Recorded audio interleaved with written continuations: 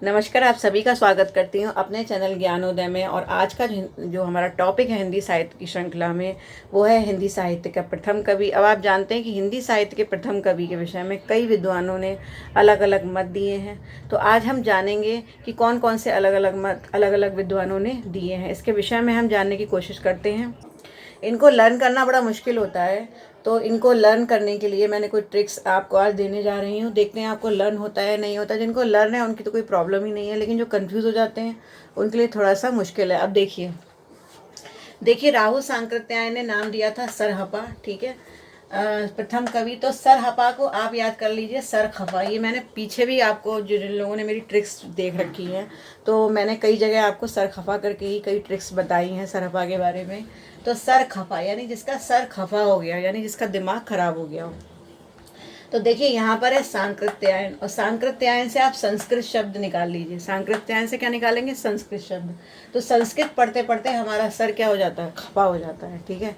संस्कृत पढ़ते पढ़ते संस्कृत इतनी बोरियत भरी लगती है कि सर जो है वो खपा होने लगा, सर दिमाग खराब होने लगा। मतलब संस्कृत बहुत अच्छा इंटरेस्टेड सब्जेक्ट है। मैं ये नहीं कह रही हूँ कि संस्कृत पढ़ते सर खपा हो जाता है, लेकिन सिर्फ लर्न करने के लिए आपको ये याद रखना है, ठीक है। उसके बाद क्या है? शिव सिंह सेंगर, पुष्प या पुण्य। अब देखिए सेंगर में आप सिंगर शब्द छाट लीजिए।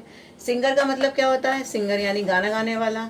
तो देखिए जो गाना गाता है, जो सिंगर होता है, उसके हाथ में क्या होता है? माइक होता है। तो आप याद कर लीजिए कि शिव सिंह सेंगर एक ऐसे सिंगर थे जो कभी भी हाथ में माइक लेकर गाना नहीं गाते थे, बल्कि हाथ में एक पुष्प लेकर गाना गाते थे। तो आप ये इमेज दिमाग में बना लीजिए कि सेंगर जो है वो पुष्प हाथ में लेकर के गाना गा रहे हैं, ठीक है। बस ये इमेज बनते ही आपको लर्न हो जाएगा। उसके बाद आगे चलते हैं, फिर है गणपति चंद्रगुप्त। तो देखिए गणपति चंद्रगुप्त में पहले ये चीज़ देखिए, गणपति, ठीक है, गणपति। अब गणपति कौन है? गणेश भगवान है, ठीक है। गणेश भगवान को आपने कभी शॉल उड़े हुए देखा है? कभी गणेश भगवान को आपने शॉल उड़े हुए देखा है? किसी इमेज में नहीं देखा, ठीक है। गणपति भगवान हमेशा ऐसे ही बिना कपड़ों के, तोंद वाले, आपको मालूम है।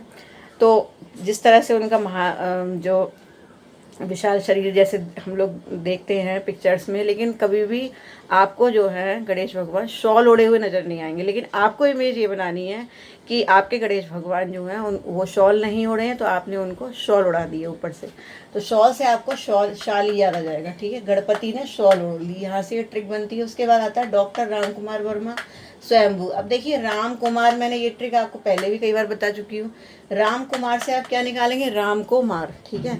तो राम को जो मारेगा, ठीक है। अब राम को कौन मार रहा है? देखिए कोई व्यक्ति किसी को कब मारता है? मान लीजिए कि राम नाम का कोई व्यक्ति है, और एक दूसरा व्यक्ति उस राम नाम के व्यक्ति के पीछे पड़ा हुआ है। क्यों पीछे पड़ा हुआ है? क्योंकि वो उसकी ज़मीन लेना चाहता है, उसकी भूमि लेना चाहता है, ठीक है।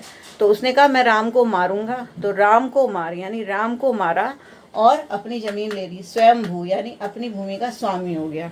राम को मारकर अपनी भूमि का स्वामी कौन हो गया? राम कोई भगवान नहीं है, यहाँ पर राम एक व्यक्ति के विषय में बात कर रही हूँ, राम नाम के व्यक्ति के। तो राम को मारा और अपनी भूमि हत्या ली, मतलब अपनी भूमि, उसकी भूमि का स्वामी हो गया, तो स्वयंभू बन गया, ठीक है। तो इस तरह से आप लर्न कर सकते हैं। उसके बाद है मिश्र बंधु, ये हैं चंद्रवरदाई, ठीक है। या फिर रामचंद्र शुक्ल ने भी चंद्रवरदाई को ही माना है। चलिए ये ट्रिक मैं आपको लास्ट में बताती हूँ। फिर आता है डॉक्टर बच्चन सिंह। अब देखिए बच्चन यानी बच्चे, ठीक है। बच्चन से आप क्या याद करेंगे? बच्चे। और बच्चों को विद्या ग्रहण करनी पड़ती है। भाई बच्चे ही तो होते हैं जो शुरू से विद्या ग्रहण करते हैं, तभी तो वो कुछ सीखते हैं, ठीक है। हम सभी अपने बच्चों को स्कूल भेजते हैं पढ़ने के लिए, विद्या ग्रहण करने के लिए। तो बच्चे क्या करते हैं? विद्या ग्रहण करते हैं। तो यहाँ से आप इस तरह से ये ट्रिक बना सकते हैं। उसके बाद अगला है हजारी प्रसाद द्विवेदी, अब्दुल रहमान, ठीक है। तो हजारी प्रसाद द्विवेदी 1000 बार प्रसाद देते थे, ठीक है। यही ट्रिक है, हर जगह यही ट्रिक लगाती हूँ मैं।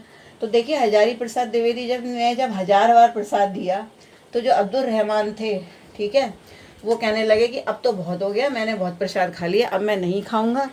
तो इस बात पर हजारी प्रसाद द्विवेदी ने उनसे कहा अब्दुल रहमान यानी अब्दुल यहीं रह जाओ और मान जाओ, खाते रहो प्रसाद, ठीक है। तो हजारी प्रसाद द्विवेदी ने क्या कहा कि मान जाओ, तो अब्दुल रहमान मान गए और 1000 बार प्रसाद खा लिया। तो इस तरह से आप ये लर्न कर सकते हैं। उसके बाद आता है चंद्रधर शर्मा गुलेरी। तो गुलेरी से आप गुलेल लर्न कर लीजिए। गुलेरी मैंने जहाँ पर भी आपको बताया है, तो मैंने आपको गुलेल से ही लर्न कराया है ये, ठीक है। और भी कई मेरी ट्रिक्स जिन बच्चों ने देखी होंगी। तो देखिए गुलेल से किसको मारा। अब यहाँ मुंज जो है, इस शब्द को आप कर लीजिए मूछ। क्या कर लेंगे आप? मूछ, ठीक है, राजा की मूछ। अब देखिए चंद्रधर शर्मा गुलेरी जी को राजा की मूछें अच्छी नहीं लगती थी। उनके चंद्रधर शर्मा गुलेरी का जो राजा था, ठीक है, उसकी मूछें उन्हें अच्छी नहीं लगती थी। तो चंद्रधर शर्मा गुलेरी जी ने अपनी गुलेल ली और जोर से राजा की मूछों पर तान दी गुलेल, ठीक है, और राजा की मूछें वहाँ से हट गई। मतलब एक फ़नी सी ट्रिक है, सिर्फ एक इमेज बनानी है, अपने आप लर्न हो जाएगा, ठीक है। तो चंद्र शर्मा गुलेरी की गुलेल से राजा की मूछें उड़ गई, ठीक है। तो यहाँ से आप ये ट्रिक लर्न कर सकते हैं। चंद्र शर्मा गुलेरी ने राजा मुंज को माना, क्या? प्रथम कवि। उसके बाद जो लास्ट में ये बचा है मिश्र बंधु। अब मिश्र बंधु चंद बरदाई। अब देखिए यहाँ पर आप बरदाई शब्द छांट लीजिए, ठीक है।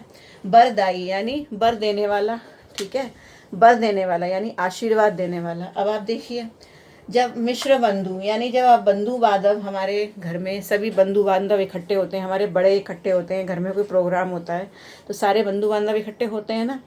तो उसमें कुछ बड़े लोग भी होते हैं, कुछ छोटे भी होते हैं, कुछ बुजुर्ग लोग भी होते हैं। तो सभी लोग एक दूसरे के पैर छूते हैं ना, छोटे बड़ों के पैर छूते हैं। तो ऐसी स्थिति में क्या होता है, सबका आशीर्वाद हमें मिलता है। जब घर में कुछ भी इकट्ठा होता है, मिश्र बंधु यानी सभी बंधु आपस में मिश्रित हो जाते हैं, तो उस समय क्या होता है, हमें सबका आशीर्वाद मिल जाता है, सब मिल जाते हैं एक जगह पर, ठीक है। तो ऐसे में क्या होता है, आजकल बड़ा मुश्किल हो रहा है ये कोरोना में कि सब मिल ही नहीं पा रहे हैं, ठीक है।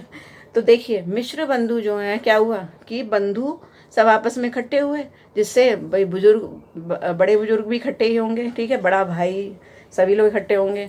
तो बड़े बड़े भाई का, मिश्र बंधुओं का जो आशीर्वाद हमें मिला, बरदाई यानी उन्होंने हमें बर दिया, ठीक है। तो बरदाई से बना मिश्र बंधु।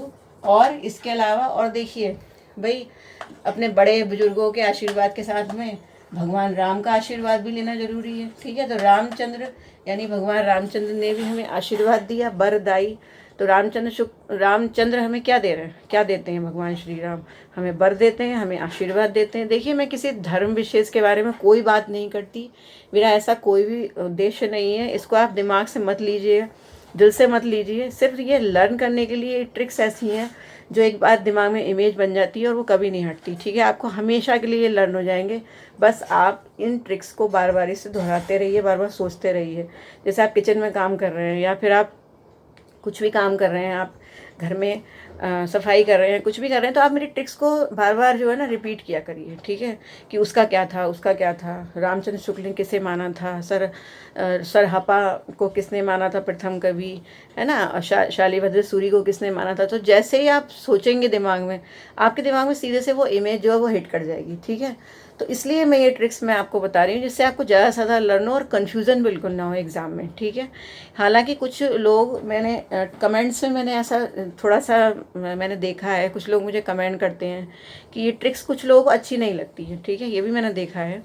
कहते हैं कि क्या है ये तो मतलब साहित्यिक हिंदी आप पढ़ा रहे हो, तो साहित्यिक हिंदी के लिए तो इस तरीके की बातें, ये जो ट्रिक्स होती हैं ये कोई मायने नहीं रखती। लेकिन मैं ये मानती हूँ कि देखिए एक परीक्षा आपको जो पास करनी है, ठीक है, जब आपको उत्तीर्ण करनी है तो आपको एक एक पॉइंट जो है लर्न होना चाहिए। और जहाँ तक मैं समझती हूँ, हिंदी साहित्य के अंतर्गत इतने पॉइंट्स हैं, लाखों रचनाएं हैं, लाखों कवि हैं, लाखों जो है वो चीज़ें ऐसी हैं, कुछ ऐसी चीज़ें हैं जिनको अगर आपस में रिलेटेड आप नहीं करोगे तो आप डेफिनेट कन्फ्यूज़ हो जाओगे। क्योंकि मैं हुई हूँ कई बार, तो मैं ट्रिक से ही लर्न करती हूँ। ट्रिक से जो लर्न करने से मुझे खुद कन्फ्यूज़न नहीं होता, ठीक है। तो इसीलिए ट्रिक वाइज लर्न कीजिए। जिनको हो जाता है उनकी कोई प्रॉब्लम नहीं है, जिनको नहीं अच्छा लगता वो ना करें, ऐसा कुछ नहीं है। ये तो ज्ञान है, ज्ञान का भंडार है, आप इसी तरह लर्न कर लीजिए अगर आपको हो जाती है। लेकिन अगर जिनको प्रॉब्लम है, जिनको कन्फ्यूज़न होता है, उनके लिए ट्रिक्स बेहतर है, ठीक है। तो आप ट्रिक्स से लर्न कीजिए। और इन सब में साहित्य के सर्वमान्य प्रथम कवि सरहपा माने जाते हैं, ठीक है। अगर क्वेश्चन सीधे सीधे इस तरह से आता है कि प्रथम कवि कौन है, हिंदी साहित्य का प्रथम कवि कौन है, ठीक है, तो आप डायरेक्ट सरहपा का नाम लेंगे। लेकिन विद्वानों के अनुसार जो है इस तरह से ये सारे कवि आएंगे, ठीक है। तो आज मैंने ये वीडियो में आपको कुछ इंपॉर्टेंट ट्रिक्स, और हाँ मैंने आपकी प्लेलिस्ट तैयार कर दी है आदिकाल की।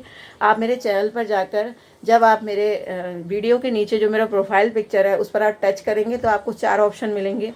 वहाँ पर एक ऑप्शन आपको प्लेलिस्ट का मिलेगा। प्लेलिस्ट में मैंने आपको आदिकाल की प्लेलिस्ट कम्प्लीटली बना दी है और उसमें मैंने नंबर भी डाल दिया है 1 2 3 करके, पार्ट्स करके, जिससे आपको दिक्कत ना हो। ठीक है, तो आप जो है उसको देख लीजिए, जिससे आपको प्रॉब्लम ना हो, आसानी से आप स्टडी कर सकें। मेरे चैनल को सब्सक्राइब कर लीजिए अगर आपने नहीं किया है, और लगातार कोशिश करते रहिए, प्रयास करते रहिए, कभी ना कभी सफल ज़रूर होंगे, ऐसी मेरी शुभकामनाएं हैं। और मुझे कमेंट करके प्रोत्साहित करते रहिए। अच्छा लगे तो लाइक कीजिए और नहीं अच्छा लगे तो डिसलाइक ज़रूर कीजिए, और डिसलाइक क्यों किया ये ज़रूर बताइए कि आपको क्या बुरा लगा। तो फिर मिलती हूँ नेक्स्ट वीडियो में। नमस्कार।